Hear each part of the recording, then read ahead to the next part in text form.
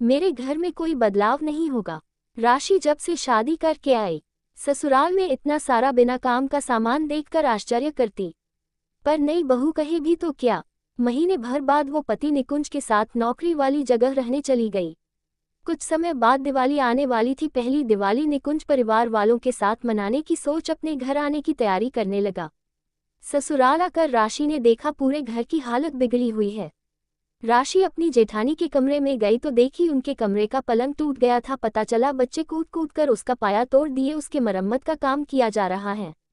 राशि के लिए कोई अलग कमरा नहीं था।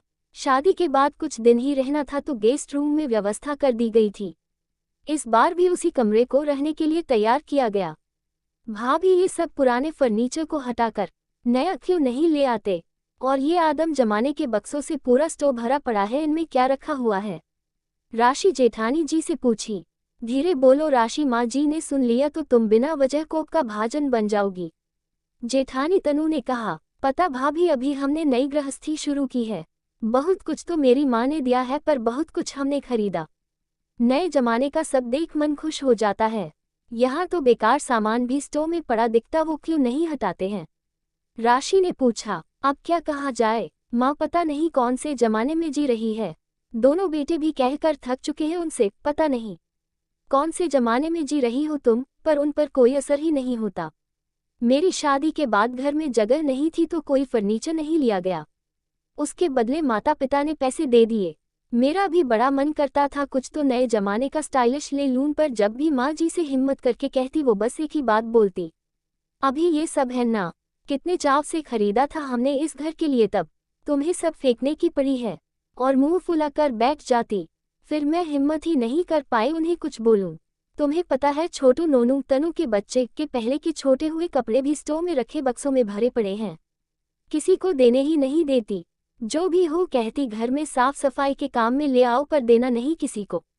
मैं खुद उनकी इस आदत से परेशान हो गई हूं, पर हम करें भी तो क्या? तुम्हारे जेठ का बिजनेस है, नहीं तो हम भी देवर जी की तरह कभी बाहर रहने चल देते। देखो ना, पलंग 2 बार टूट चुका है पर हटाने ही नहीं देती। पिछले महीने मिक्सर खराब हो गया, अब तो उस दुकान वाले ने भी हाथ जोड़ लिए कि अब इसके पुर्जे नहीं मिलते, हमसे नहीं बनेगा। एक बार तुम्हारे जेठ जी माँ से नया पलंग लाने बोले जिसमें बॉक्स रहता है, पर माँ ने डपट दिया, फिर वो भी चुप हो गए। ससुर जी कहते भी हैं, अरे कब तक इनको सीने से लगा कर रखोगी? तुम्हारी तरह बच्चों को भी अपने मन का लेने दो कुछ। कहीं कल को उखड़ गए तो फिर मुझे कुछ ना कहना। तो पता क्या कहती है, अरे मैं ना रहूंगी तब करेंगे ही ना मन मर्जी। फिर ससुर जी भी चुप हो जाते। अब तुम भी कह कर देख लो। सब कहने के बाद मजाक करती तनु राशि से बोली। राशि पहले तो चुप हो गई पर सोची एक बार सोच समझकर प्यार से सास से बात करके देखेंगी। यहाँ भी उसे वही हाल लगा जो उसकी दादी का हाल था। इस चक्कर में उसकी माँ और ताई जी की दादी से अक्सर लड़ाई हो जाया करती थी, पर जीत माँ और ताई जी की होती थी क्योंकि वो जायज़ बातें कहती थी। अब तो उसकी दादी के कमरे में उनकी यादों का जत्था रखा हुआ है जो सही सलामत और उपयोग करने लायक है, बस वही सब।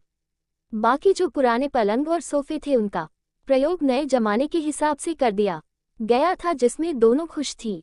यहाँ तक कि कुछ मजबूत लकड़ी के बक्से रखे थे।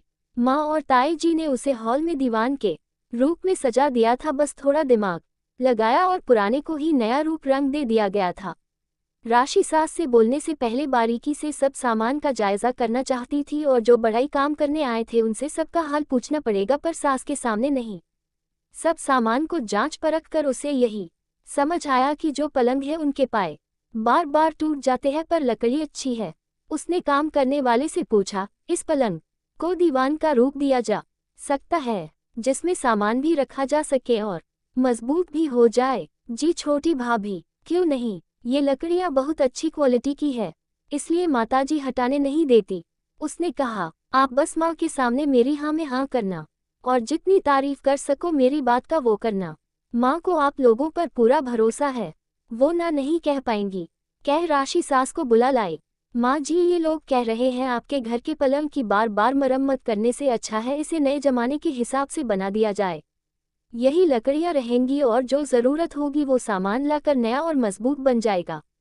राशि सासू माँ से बोली, हाँ माँ जी सही है, आप बार बार कितना बनवाती रहेंगी, मैं अभी बहुरानी से यही कह रहा था, हमने बहुत ऐसा बनाया है, आप कहो तो आपके घर के पलंग का भी रूप बदल दे। बधी ने कहा, नहीं नहीं, जो है वही रहने दो, हमारे घर में जो है वही रहेगा, अब तुम आकर अपना दिमाग मत चलाओ, सपाट लहजे में सासू माँ ने कह दिया। राशि अपना सा मुंह लेकर रह गई। मैं कह रही थी ना सासू माँ नहीं सुनेंगी, अब तुम ऐसे चेहरा बनाकर रहोगी क्या? चलो मेरे साथ रसोई में, दिवाली के लिए कुछ मिठाई बनाने जा रही थी, साथ में बातें भी कर लेंगे। जेठानी तनु राशि का उतरा चेहरा देख बोली। दिवाली वाले दिन राशि के मायके से वीडियो कॉल पर बातें हो रही थी, तभी उसकी दादी ने कहा, जरा तेरी सास से बात तो करवा। राशि फोन लेकर सासू माँ के पास गई। दोनों बातें कर ही रही थी कि राशि की सासू माँ ने कहा, अरे माँ जी, आपने अपना पुराना आराम कुर्सी कब बदल लिया? ये तो बड़ा अच्छा लग रहा है। ये तो वही आराम कुर्सी है बेटा, ये तेरी समधिन और बहू है ना, बड़ी दिमाग वाली। हमारे घर के जितने पुराने फर्नीचर थे सबको नया रूप दे दिया है, यहाँ तक कि वो मेरे लकड़ी के बड़े बक्से का तो रंग रूप ही बदल दिया। दिखलाती हूँ तुमको, फिर तारीफ करना मेरी पोती की। ये सब उन सब का ही किया धरा है, मैं तो पुराने सामान पर जान छिड़कती रहती थी, बदलने ना देती, तब सब कहते रहते पता नहीं कौन से जमाने में जी रही हो तुम। फिर एक दिन मैं भी सोची चलो बच्चों की खुशी के लिए कुछ नया करवा कर देखती हूँ, फिर क्या था, मेरा वही सामान नए जमाने का बन गया, बच्चे भी खुश और मैं भी। राशि की दादी ने उसकी सास से कहा। राशि की सासू माँ को उसकी माँ ने सब लोगों से बात करवाई और घर के सामान भी दिखाए जो उन्हें भी बहुत पसंद आ रहे थे। दिवाली के बाद राशि 2 दिन और रुकने वाली थी। दूसरे दिन सासू माँ दोनों बहुओं को बुलाकर बोली, अच्छा ये बताओ हमारे घर में क्या क्या सामान ऐसा है जिसको नया रूप दिया जा सकता? दोनों अचरज से एक दूसरे का मुंह देखने लगी। खुशी मन में थी पर चेहरे पर लाने में डर लग रहा था, सासू माँ कब दपत दे।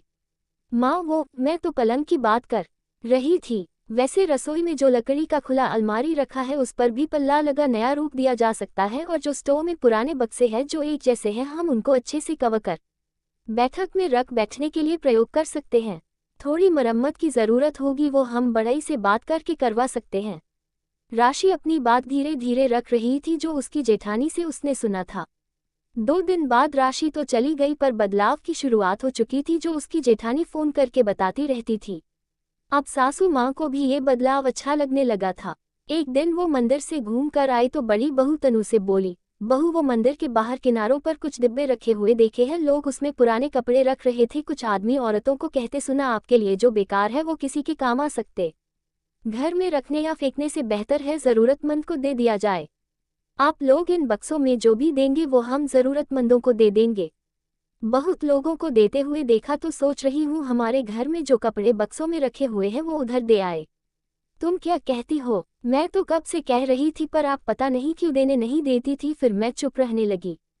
तनु ने कहा, अरे बहू, हमारे जमाने में कपड़े पूरा घिस कर पहने जाते थे, फिर वो घर में पहुंचने के काम में ले लिए जाते थे, पर आजकल के बच्चे कहाँ पहनते, इतना तुरंत ही बदल लेते। अब उन अच्छे कपड़ों को देख मन ही नहीं करता किसी को दे, फिर देती भी तो किसको, काम वाली को, उसको कितना दे ये सोच मना करती रही।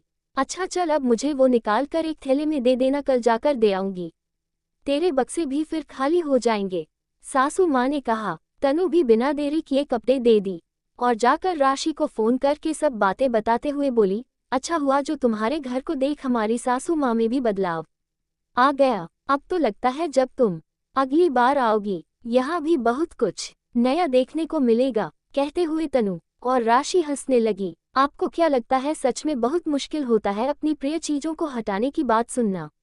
बहुत हद तक सही भी है, उन चीज़ों से एक खास लगाव हो जाता है, फिर जिन परिस्थितियों में लिया जाता है वो काफ़ी हद तक प्रभावी रहती है, ऐसे में उसको हटाकर बदलाव करना मुश्किल हो जाता है, पर उन्हीं चीज़ों पर थोड़ा बदलाव कर दिया जाए तो उनकी चीज़ें भी सलामत रहती और नया रूप भी ले लेती है। और घर में कभी कभी थोड़े परिवर्तन घर को जीवंत बनाने का काम करते हैं। मेरी रचना पसंद आए तो कृपया अपनी प्रतिक्रिया ज़रूर दें।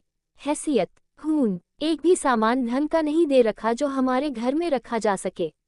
कपड़े लत्ते भी ऐसे दिए हैं कि सारे रिश्तेदारों के सामने हमारी नाक कट गई। हमने तो सोचा था सरकारी मास्टर की इकलौती बेटी है तो कम से कम ब्याह तो ठीक से करेंगे, लेकिन यहाँ तो रूखी सूखी बेटी विदा करके भेज दी। जब हैसियत नहीं थी हमारे जैसे बड़े घर में बेटी ब्याहने की तो पता नहीं ये लोग बड़े घर में बेटी ब्याहने के सपने क्यों देखते हैं। ममता देवी का पारा बहू का सामान देखकर 7वें आसमान पर चढ़ा हुआ था। जब से पलक ने बहू के रूप में ममता निवास में कदम रखा था तब से हर पल उसे कोई ना कोई ताना सुनाया जा रहा था। सास का सुनाना तब और ज्यादा अखर रहा था जब पलक का पति समर भी चुप था। अपनी पत्नी के पक्ष में एक बार भी उसने अपनी जुबान नहीं खोली। जब कभी पलक उससे कुछ कहती तो बदले में यही जवाब मिलता, मैं अपनी माँ की बहुत इज्जत करता हूँ। थोड़ा बहुत सुनने से तुम छोटी तो नहीं हो जाओगी, वक्त के साथ सब ठीक हो जाएगा। ममता जी खुद को ठगा हुआ महसूस कर रही थी, क्योंकि जिस उम्मीद से उन्होंने अपने बेटे की शादी की थी उनकी वो दहेज मिलने की उम्मीद पूरी नहीं हो पाई। जब इन फेरों के वक्त पर ममता जी ने 4 लाख रुपए की डिमांड पलक के पिता विशंभर नाथ के सामने रख दी तो पलक के पिता ने साफ कह दिया, समधन जी, मैं एक शिक्षक हूँ और दहेज प्रथा के विरुद्ध रहा हूँ। माफ कीजिए, मैं अपने उसूलों से नहीं हट सकता। अब इस जमाने में यदि बारात वापस लेकर जाएं तो समाज में लड़की वालों से ज्यादा लड़के वालों की बदनामी होती है। दहेज लोभी कहलाना भी उन्हें पसंद नहीं था, इसलिए मजबूरी में बिना दहेज वाली बहू विदा कराकर लानी पड़ी। लेकिन इस सब का खामियाजा अब हर पल पलक और उसके माता पिता का अपमान करके लिया जा रहा था। हर रोज शादी में हुआ एक एक खर्चा पलक के सामने गिनाया जाता था। बहू के कपड़ों पर इतना खर्च हुआ, हमने बेकार में इतने गहने बनवाए, वगैरह वगैरह। एक दिन बेटी को देखने की इच्छा से विशंभर नाथ ने 5 डब्बे मिठाई और फलों की टोकरी लेकर बेटी के ससुराल में कदम रखा। सबको पता था कि समधी आने वाले हैं, लेकिन किसी ने बढ़कर उनका स्वागत नहीं किया। पलक ने जब अपने पिता को देखा तो भागते हुए उनके पास आने लगी। ममता जी ऊंचे स्वर बोली, ऐसा कौन सा खजाना लेकर आए हैं तेरे पिताजी जो भागी जा रही है? खाली हाथ बेटी को भेज दिया और खुद भी हाथ लटकाए आ गया। अपनी नहीं तो हमारी हैसियत का तो ध्यान रखा होता। पलक से ये सब बर्दाश्त से बाहर हो रहा था। हार कर उसने अपना मुंह खोल दिया, माँ जी, मेरे पिता की हैसियत की बात है तो सुनिए। मेरे पिताजी ने अपनी हैसियत से बढ़कर मुझे पढ़ाया लिखाया है, इस काबिल बनाया है कि भविष्य में जरूरत पड़ने पर मुझे किसी के सामने हाथ फैलाने की जरूरत नहीं पड़ेगी। मुझे तो लगता है हैसियत तो आपकी नहीं थी बहू लाने की। जब बहू के खाने पहनने का खर्चा उठाने की आप लोगों की हैसियत नहीं थी तो क्या जरूरत थी बेटा ब्याहने की? क्या मेरा पति इतना भी नहीं कमाता कि अपनी पत्नी की जरूरतें पूरी कर सके? बोलिए माँ जी। पलक की बात सुनकर ममता जी की बोलती बंद हो गई थी। विशंभर जी ने पलक को चुप कराते हुए कहा, बिटिया, हमने तुम्हें संस्कार दिए हैं कि बड़ों का हमेशा मान रखना, लेकिन हक की बात जरूर बोलना। अब ये तुम्हारा परिवार है, इसलिए पूरे मन से अपना कर्तव्य निभाना।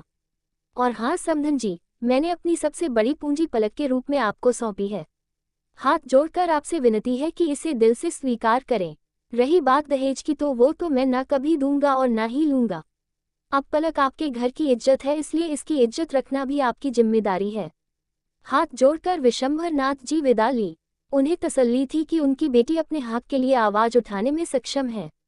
ममता जी को भी समझ आ गया था कि अब उनका पाला किसी गाय से नहीं शेरनी से पड़ा है, इसलिए अब जो है उसे स्वीकारने में ही भलाई है।